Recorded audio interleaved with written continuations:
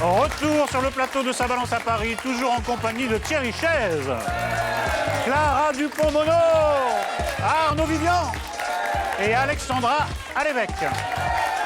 Alors, on continue de parler théâtre, mais alors on change de registre. Ce n'est plus la dernière bande, c'est la tragédie du Dossard 512, un seul en scène de Johan Mettet à la Comédie de Paris, où la solitude du coureur de fond, surtout quand il s'agit d'escalader le Mont Blanc, un ultra-trail de 160 km en 2 jours et 2 nuits. On regarde un extrait. Je suis le djembeman of the body. Dans les montées, moi j'accélère. Dans les descentes, je ralentis. Oh, je suis le djembeman, je suis le djembeman, je suis le djembeman of the body. Bam, bam, bam, bam. Wouhou! Et les poumons, ça va? Ah oui, allez, patron, nous voilà dans la course. Oui, on court comme des cons, mais c'est beau la grande ours. Oh! Et les muscles, ça va? Ouais, patron, nous on se pose pas de questions. Nous on est là pour l'action. Pas vrai, Ischio? Tu l'as dit, Quadri. Nous on veut pas réfléchir. Nous tout ce qu'on veut c'est fléchir. Oh. C'est bien, les gars. C'est bien. Et je pose la question qui s'impose à Clara, faut-il courir voir ce spectacle? Mais courez, mais j'ai chaviré. Ouais. J'aime bien les gens perchés. J'ai un petit fait pour Paco Rabanne, j'aime bien les gens ici. Bon. Je ne pense pas forcément à Paco Rabanne. Eh ben, Mais tu sais, c'est ça perché. m'a bien aimé. Et Je vois. Honnêtement, alors là, j'ai été servie. Il est juste fou, en fait. Mais alors, comme tout grand barjot qui se respecte, il installe.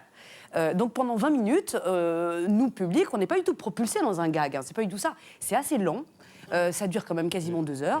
Et du coup, pendant 20 minutes, il prend le temps de nous expliquer pourquoi est-ce qu'il a voulu faire un trail au Mont Blanc alors qu'il était confortablement installé dans son... C'était pas gagné d'avance. Voilà, il était dans son Nord-Pas-de-Calais à boire des lèvres, etc. Et puis qu'à un moment, il a voulu faire le trail. Bon. Et puis comment il s'entraîne, etc. Et il fait que, comme on a cette installation, plus personne dans la salle ne s'étonne d'avoir finalement un gars qui court en surplace au milieu de la scène. Plus personne ne s'étonne d'avoir un gars qui imite ses organes. Imiter ses organes, déjà. C'est ce qu'on a vu là C'est-à-dire qu'il en imite extrait. tous les coureurs de la course et tous ses organes. Voilà, et je crois que le fait... Alors, par exemple, il imite son pénis. On l'a pas vu, mais le pénis qui est malheureux parce qu'il est sans entraînement, du coup, à cause justement des efforts intenses qu'il faut fournir pour être Il est un en peu forme. trimballé, oui. Voilà, et puis alors qu'il est brinque-ballé, comme ça, il limite. Vous faites bien le pénis, Mais c'est oui, très beau. mais je vous remercie, Très beau. c'est une longue expérience. Et qu'il est brinque-ballé malgré le slip couture.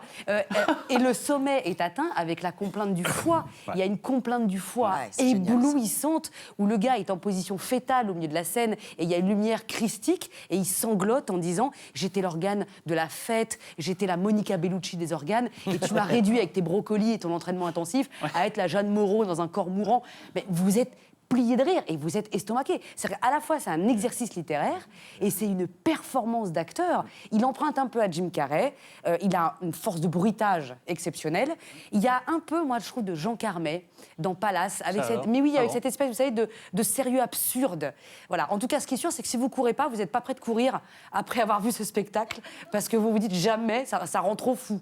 Oui, ça va très très loin dans la folie totale. Thierry. C'est absolument génial. C'est-à-dire que c'est dans sa manière, dans son style, ce qu'on disait tout à l'heure de Weber fonctionne. C'est-à-dire qu'il y a quelque chose d'une performance, mais qui n'est pas qu'une performance, parce que sinon, ça ne tiendrait pas 1h45. Si c'était juste Jim Carrey, c'est-à-dire que c'est un formidable interprète. Il y a un texte et il y a un sens du rythme. Il y a une capacité, justement, à un moment, il court, mais pendant 1 minute, 2 minutes, 3 minutes. Il faut le faire quand même au milieu d'un spectacle, pas avoir peur de décrocher le public. Avec juste une mimique de temps en temps. Ah, c'est chiant de courir. Et voilà, et ben c'est ça véritablement. Il y a ce sens-là. Moi qui déteste les gens qui jouent avec le public, je trouve que lui, il trouve la bonne distance, c'est-à-dire qu'il repère 2 personnes dans la salle, il leur demande quelle est leur profession, et il les intègre à la course. Donc moi, le soir où j'étais, c'était un prof et une nana spécialisée en marketing, mais il y a une manière de faire partie du sketch qui est plus Gad Elmalien quand il fait des trucs que « Ah tiens, j'ai 1/4 d'heure à perdre dans mon spectacle, je ne l'ai pas écrit, donc je vais faire participer le public. » Ah non, pas du tout. Non, mais voilà, et je trouve qu'il y a une folie, mais une folie en même temps qui est tellement logique que c'est ce l'eau et le feu qui se mélangent qui fait que c'est un spectacle à courir, en effet, comme vous l'avez dit, voir, c'est une des révélations. Et en termes de comédie, où on voit beaucoup plus de one-man show, de gens qui parlent d'eux, Là, il parle à la fois de lui, mais alors sa vie à lui est quand même... Il réussit à réinventer quelque chose, on pense avoir tout vu sur une scène. C'est un spectacle total. Et il arrive en courant en plus. Johan Mettet. Doucement. Salut-vous, Johan. On va continuer le tour de table critique, mais vraiment, la même semaine, on parle du meilleur spectacle tragique que j'ai vu cette année, avec la dernière bande de Beckett, et le meilleur spectacle comique que j'ai vu cette année. Et alors j'ai tous les superlatifs à votre disposition, mais il y a quelque chose qui m'épate, c'est que vous ne choisissez jamais entre le comique gestuel et le comique textuel. C'est-à-dire le texte est vraiment très bon. Et je me demande combien de temps on met pour écrire un spectacle pareil, pour trouver cette alchimie entre le texte et puis le côté de Jim Carrey. C'est un spectacle qui est venu par le plateau, en fait, beaucoup par l'impro. Il y avait une intention de base qui était une quête identitaire. Même la toute première version du spectacle, c'était beaucoup moins comique. Parce que là, il y a tout, hein, tous les coureurs, il y a tous les organes, il y a les marmottes, là on atteint... Oui. Et même une j'ai dû sélectionner, parce qu'il y a 6 heures de rush, en fait. Il y a tous les accompagnateurs aussi, des coureurs, et puis il y a d'autres organes que j'aurais pu jouer aussi. J'ai pas pu voir le sexe mou, enfin je veux dire l'interprétation. Non, il y a eu une interprétation du pénis par Clara qui a été pas aussi impressionnante que la vôtre. Non, mais il y en a très deux prometteuse. interprétations. Il y en a une où le pénis est très malheureux parce qu'il n'a pas servi depuis 6 mois. Et il y en a une autre où là, alors là, c'est le moment qu'on adore, mais qui part complètement en délire, où d'un coup, le pénis se réveille. Le personnage est en train de courir. Et ça fait mal. Voilà, au 150e kilomètre, et le cœur n'a plus de sang. Et donc, il y a branle-bas de combat, si je peux me permettre, au sein de l'organisme.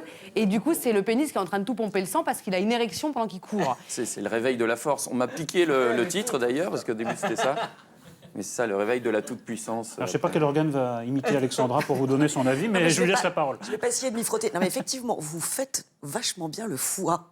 Non, mais c'est incroyable. Mais moi, c'est pareil, je regardais ça, je me marrais en même temps. Je me disais, mais il est complètement barge, il est fou. Il est complètement fou. Vous faites très bien le foie. C'est assez original. Parce que alors, je ne sais pas comment dire, le comique sportif, le comique athlète, on n'avait pas. Là, on l'a. Alors, moi qui ne suis pas franchement sportive, pour m'intéresser à ce genre de choses. Quand j'ai vu, voilà, sur le papier, avant, il va nous parler de l'ultra-trail. Oui, la promesse, c'est ça pas va vendeur. Ouais, voilà, 1h30. tout. 1h30. Moi, j'ai envie de vous voir dans vos autres spectacles. J'ai vu que vous aviez écrit déjà 4 ou 5 autres spectacles. J'ai envie de vous voir dans autre chose que le sportif de haut niveau. Oui, parce que souvent on me demande alors le prochain, ça va être quelle course? Ah bah ouais, mais non. Non, c'est bon, je veux pas le C'est faire. une question à laquelle on pense tous. Vous l'avez fait ou pas, ce trail? Non, moi je suis épongiste, je fais du ping-pong à la base. Oui, mais attendez, quand vous courez... Non, c'est pas vrai, vous l'avez fait. Oui. Il y avait quelqu'un Ne derrière moi profitez dans pas le de la public. naïveté de Clara. Mais vous non, voyez parce que que- quelqu'un derrière moi dans le public, arrêtez pas d'anticiper. Quand vous dites à un moment, il y a une pause, et derrière moi, le monsieur a dit, c'est Courmayeur. Ah, bah c'est Courmayeur. Ouais. Et en fait, il y a des gens, visiblement, qui ont vraiment fait le trail, et donc c'est conforme. Donc je me Et alors, disais... il y a les trailers qui anticipent, ah c'est Courmayeur. Et ensuite, il y a ceux qui décrochent. Le meilleur public, c'est jamais les coureurs. Le meilleur public, c'est le public vraiment qui ne connaît rien du tout à la course et qui donc écoute chaque information et qui reçoit tout.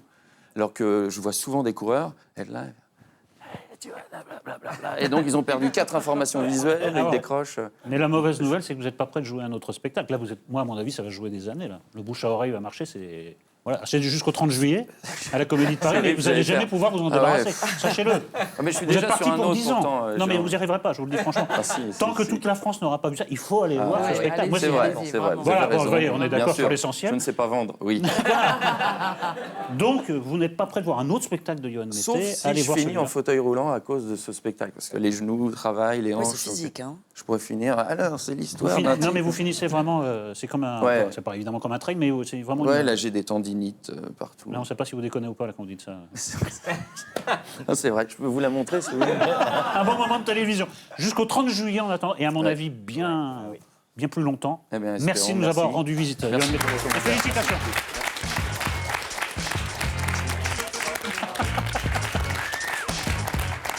Non, on vous a recommandé les 2 spectacles de l'année. Hein.